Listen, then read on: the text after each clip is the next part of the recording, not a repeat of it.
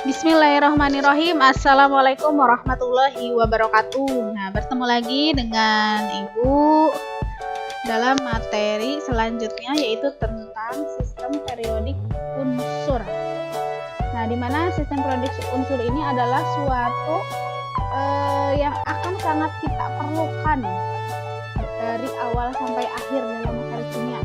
Kita tidak akan terlepas dari tabel periodik unsur. Nah, di sini minggu kemarin kita telah belajar tentang ada golongan, ada perioda. Apa sih cara menentukan golongan dan perioda? Perioda itu apa sih? Nah, itu kita bisa pelajari di sini ya, untuk sistem periodik unsur.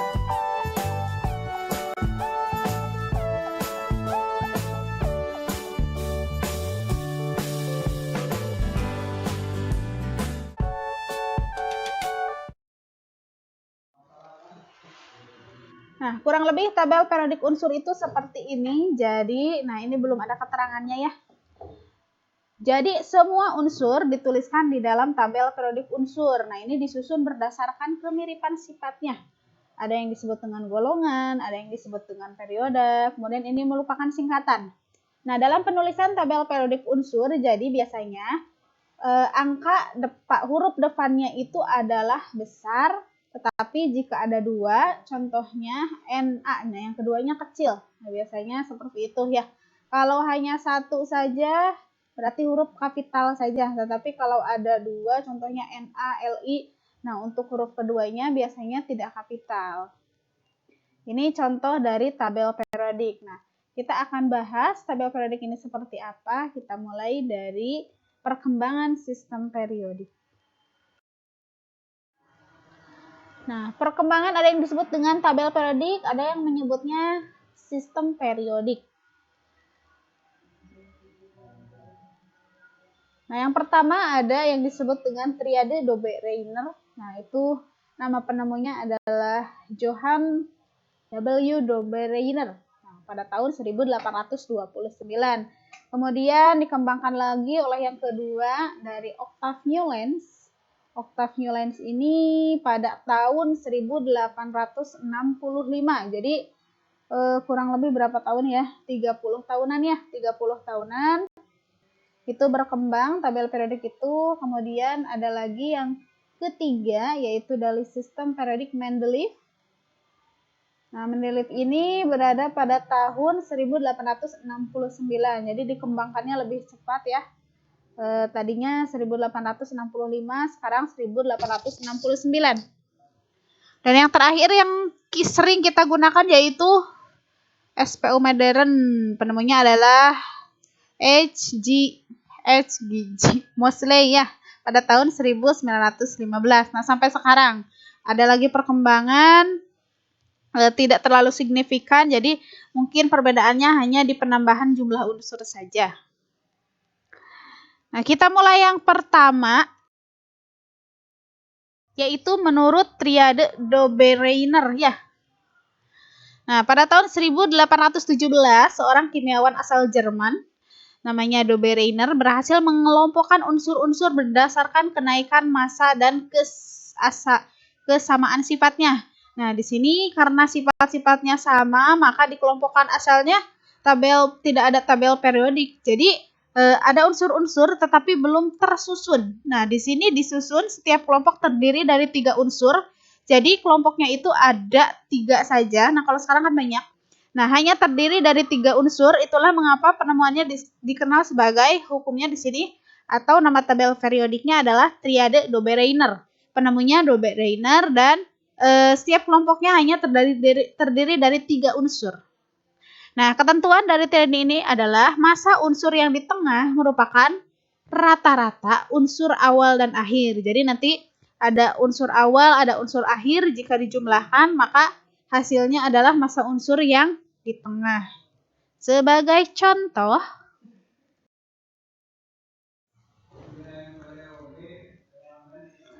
nah di sini sebagai contoh, Ibu contohkan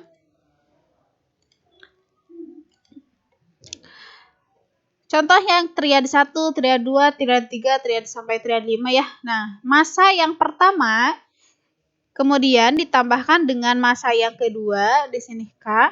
Nah, jadi itu dijumlahkan, hasilnya adalah sebagai rata-rata itu adalah nilai yang kedua. Triade itu seperti itu. Jadi contohnya di sini 6,94 ditambahkan dengan 39,10, 3,10 ya.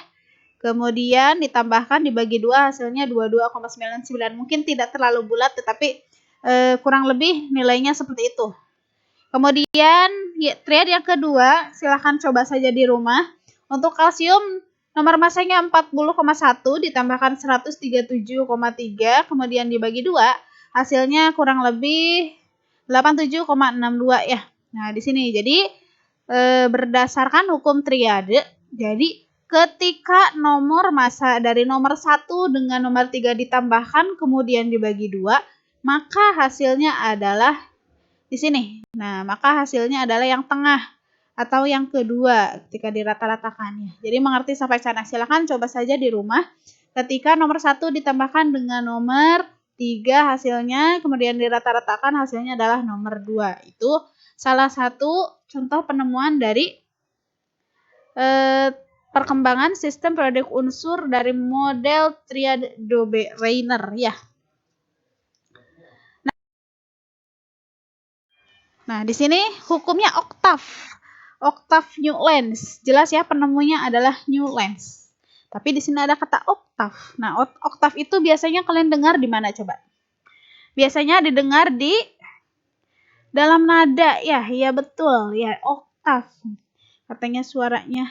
Nah, gini. Namanya John Newlands berhasil mengelompokkan unsur-unsur berdasarkan kenaikan massa atom relatifnya, massa atom relatif atau AR ya, berdasarkan hasil penelitiannya. Maka Newlands mendapati bahwa unsur ke-8 sifatnya mirip dengan unsur pertama.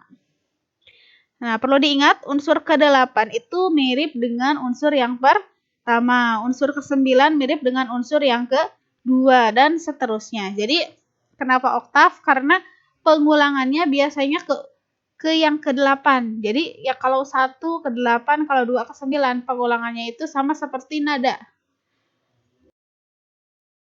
Seperti ini contohnya. Nah, kalau di sini ada kata do re mi ya. Kalau nyanyi di sini do re mi fa sol la si do, beda lagi kan? Do tapi dengan nada yang lebih tinggi.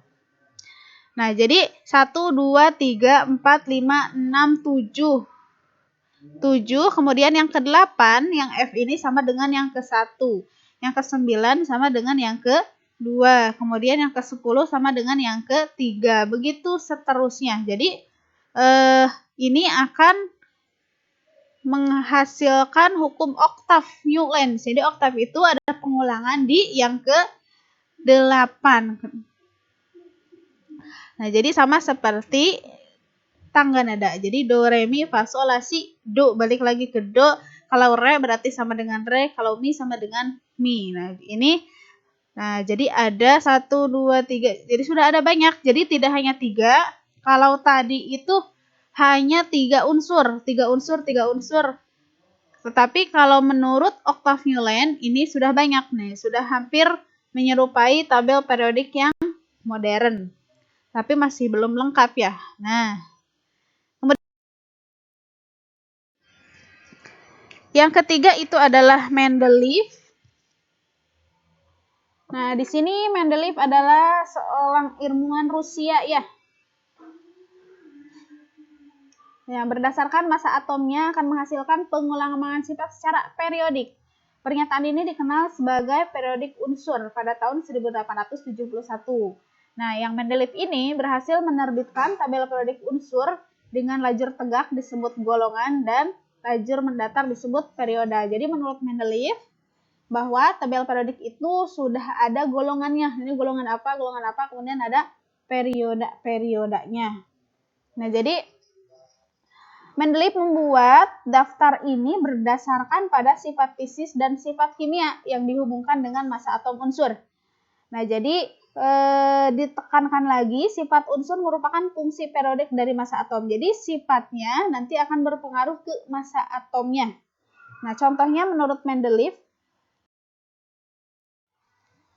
Nah, kurang lebih seperti ini. Ini adalah gabungan dari ada Dobereiner dengan yang Mendeleev ya. Kalau Dobereiner itu yang garis-garis putih, nah yang Mendeleev yang biru. Nah, kita lihat jadi sudah hampir mirip. Di sana ada LINAK itu yang triade Dobereiner, tetapi dia masuknya ke golongan 1. Nah, menurut Mendeleev ada golongan 0 yang di sini, ada golongan 2, ada golongan 3, ada golongan 4. Nah, kalau yang menurut triade Dobereiner itu sudah ada yang masuk di golongan 1, 2, 6 dengan 7.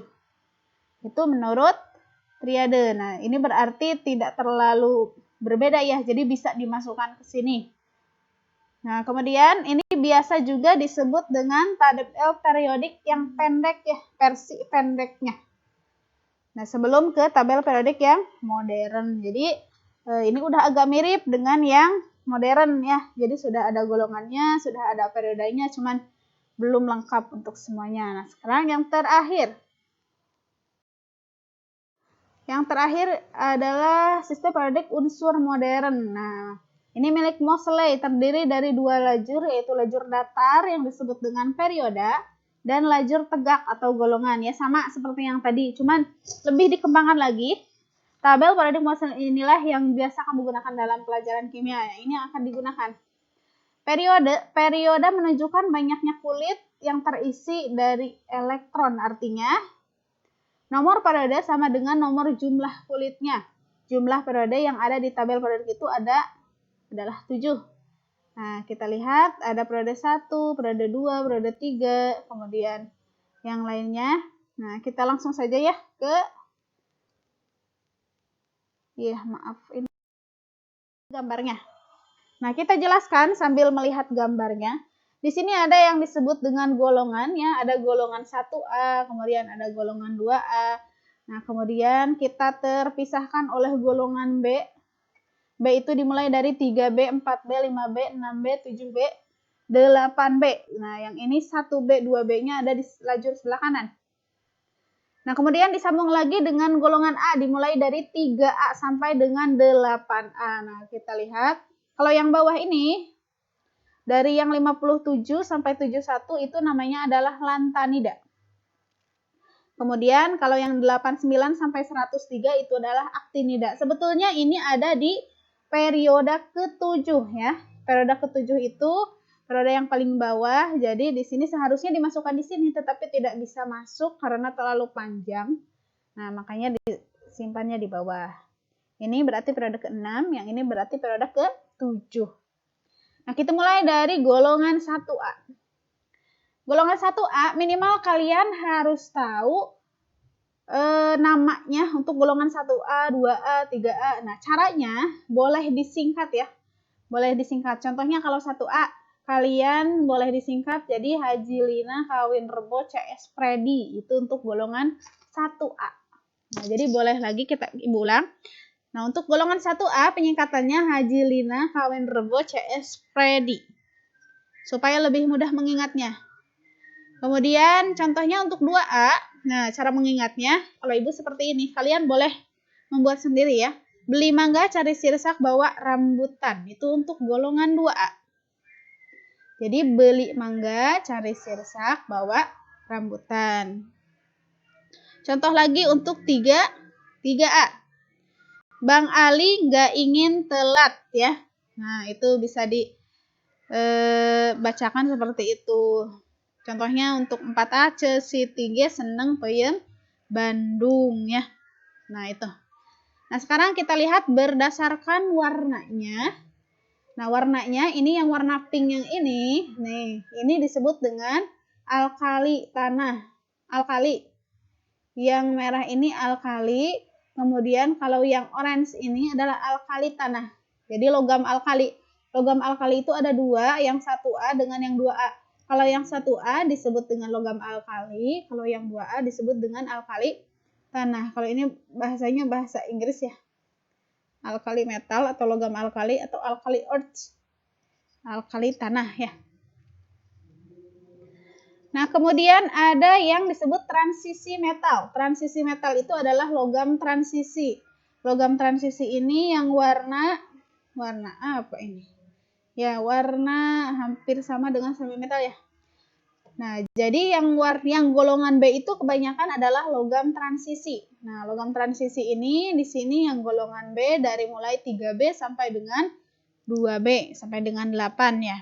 Nah, kemudian di sini, nah kenapa tidak dimulai dari 1? Kalau kalian kemarin mengerjakan konfigurasi elektron versi mekanika kuantum yang akhirannya adalah SD, kalian akan menemukan jadi golongan dan periode itu, golongan itu hanya sampai 8, tidak ada golongan 9. Golongan A maupun dengan golongan B.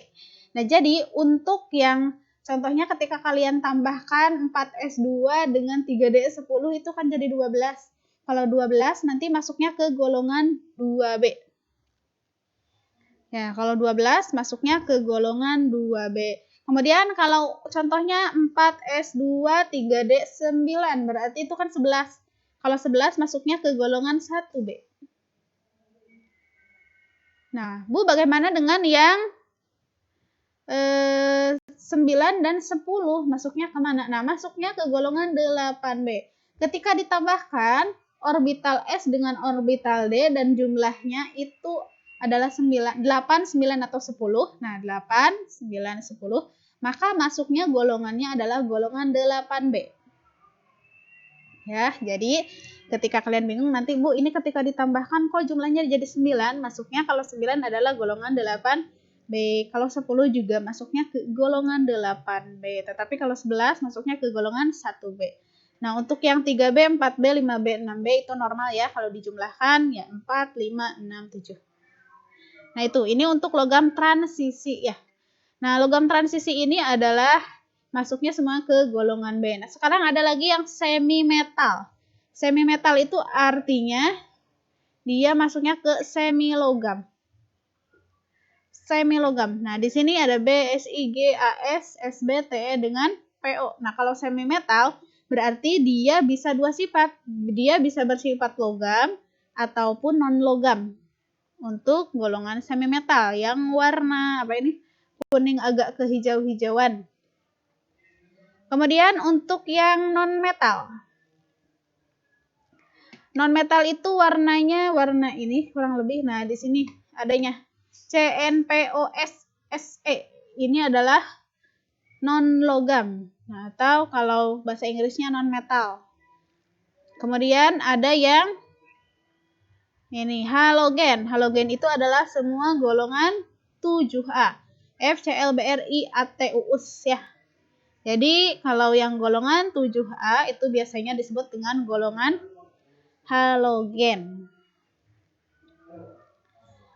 Kemudian di sini ada noble gas. Nah, noble gas itu adalah gas mulia kalau bahasa Indonesianya. Helium, neon, argon, krypton, xenon, radon, dan ini biasanya yang digunakan untuk menyingkat tabel periodik unsur. Tabel periodik unsur. Untuk menyingkat konfigurasi elektron golongan 8A ya.